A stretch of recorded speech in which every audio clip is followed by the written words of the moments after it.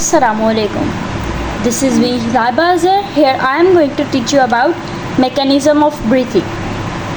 Means to say हम सांस कैसे लेते हैं. ब्रीथिंग एक्चुअली है क्या, सबसे पहले लिख लेते हैं. ब्रीथिंग इज टेकिंग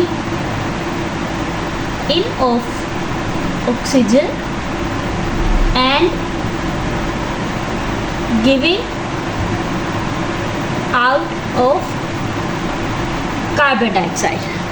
ऑक्सीजन को अंदर लेकर जाना और कार्बन डाइऑक्साइड को बाहर निकाल देना, ये क्या है? ब्रीथिंग. सबसे पहले बात कर लेते हैं ब्रीथिंग में कौन कौन सी चीज़ें इन्वॉल्व होती हैं. ब्रीथिंग में 3 चीज़ें इन्वॉल्व होती हैं. सबसे पहले हमारे पास है लंग्स, उसके बाद है हमारे पास रिब्स और उसके बाद है हमारे पास diaphragm.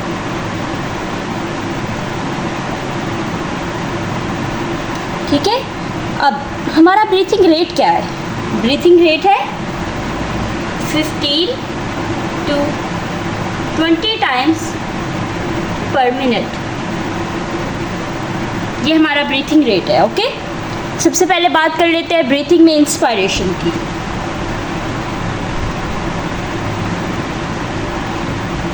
Inspiration also means inhalation, मतलब कि ऑक्सीजन को अंदर लेकर जाना, मीन्स टू से एयर को अंदर लेकर जाना. ठीक है. इंस्पायर करना, इनहेल करना. ठीक है. Taking in of air. In of air is known as inspiration. ठीक है. इंस्पायरेशन में सबसे पहले होता क्या है हमारे पास? इंस्पायरेशन में सबसे पहले हमारे रिब्स कॉन्ट्रैक्ट होते हैं. रिब्स जो होते हैं वो कॉन्ट्रैक्ट होते हैं और अपवर्ड की तरफ मूव कर जाते हैं. रिब्स कॉन्ट्रैक्ट होकर कहाँ चल जाते हैं? ऊपर की तरफ. रिब्स कॉन्ट्रैक्ट होते हैं और ऊपर की तरफ हो जाते हैं. और डायफ्राम जो हमारा डायफ्राम की मूवमेंट जो है वो होती है, डायफ्राम हमारा लेस डूम शेप हो जाता है.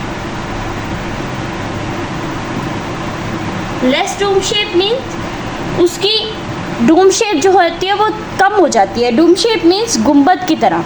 ठीक है. डूम शेप मीन्स गुंबद की तरह. तो इसका एरिया जो होता है हमारा डायफ्राम के और लंग्स के दरमियान में जो एरिया होता है वो इंक्रीज हो जाता है. एज वी नो डैट कि area is inversely proportional to pressure. Means to say area increase होगा तो प्रेशर डिक्रीज होगा. एरिया के बढ़ने से प्रेशर कम हो जाएगा. अब हमने यहाँ पे बात की इंस्पायरेशन में एरिया इंक्रीज हो जाएगा तो प्रेशर डिक्रीज हो जाएगा. एरिया इंक्रीज तो प्रेशर डिक्रीज. बस ये सारी मूवमेंट्स होगी तो हमारे अंदर एयर आ जाएगी. डायग्राम की बात कर लेते हैं. इसमें सबसे पहले है हमारा ट्रैकिया, के बाद हमारी ब्रोंकाई आ गई. ये ट्रैकिया के बाद ये मैं ब्रोंकाई बना दी. ठीक है. ये ब्रोंकाई हो गई. इसके बाद ब्रोंक्यूल्स होती हैं, जैसे मर्जी आप इसकी ब्रांचिंग्स बना लें. ठीक है. ब्रांच बना ली हमने. उसके बाद ये हम लंग्स बना देते हैं.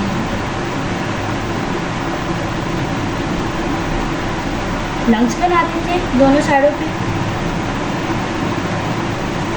ब्रोंकाई और ब्रोंक्यूल्स लंग्स के अंदर होते हैं. ठीक है. ये हमारी ब्रोंकाई है,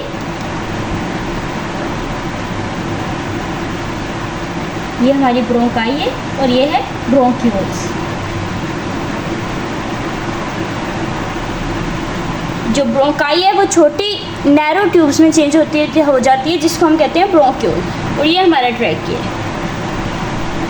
ट्रैकिया मीन्स विंड पाइप, जहाँ से हमारा सांस आना होता है. ये हमारे लंग्स है. ठीक है. लंग्स के ऊपर रिब केज होता है. रिब केज बना देते हैं. Easy diagram. ठीक है. ये रिब केज हमारा बन रहा है. रिब केज बन गया. अब हमने डायफ्राम बनाना है. डायफ्राम में हमने क्या करना है? लेस डूम शेप करना है. ये लेस डूम शेप होगा.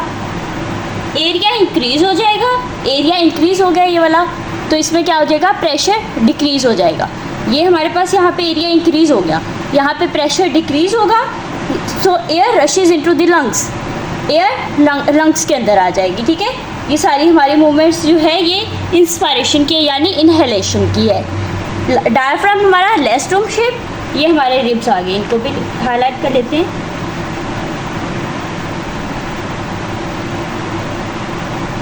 लंग्स को एक फ्लूइड लाइक मटेरियल प्रोटेक्ट करता है जिसको हम कहते हैं प्लूरा। ठीक है,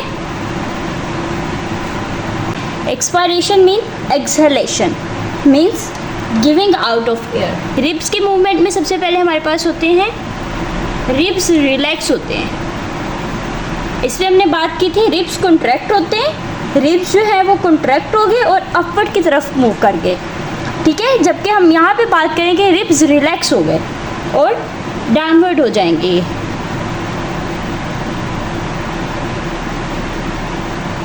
रिब्स रिलैक्स होके डाउनवर्ड हो जाएंगे और उसके बाद डायफ्राम की बात कर लेते हैं।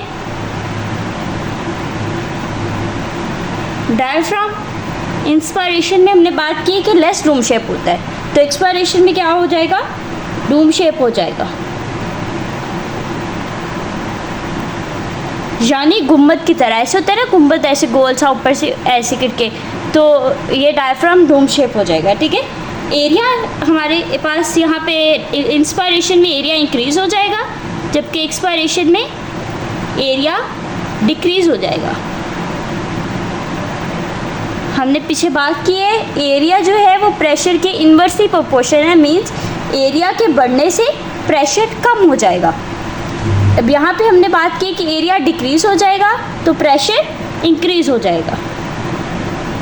प्रेशर हमारे पास क्या हो जाएगा, इंक्रीज। डायग्राम की बात कर लेते हैं ऐसे ही। ट्रैकिया, ट्रैकिया आ गई, ब्रोंकाई आ गई। ठीक है, ट्रैकिया के अंदर वो होती है सी टाइप होती हैं ताकि ट्रैकिया ओवरलैप ना करे। ठीक है, ब्रोंकाई के अंदर भी होती है। और यहाँ पे हमने ब्रोंकियोल्स बना दी, ब्रोंकाई की छोटी ब्रांचेस ब्रोंकियोल्स। ठीक है, ज़्यादा सारी होती हैं। यहाँ पे आगे एल्विलाई लगे होते हैं, एक्सचेंज ऑफ गैसेस इसके अंदर होती है, ज़्यादा बात नहीं करेंगे इनकी। ठीक है, यहाँ पे अब हम लंग्स बना लेते हैं बिल्कुल उसी तरह।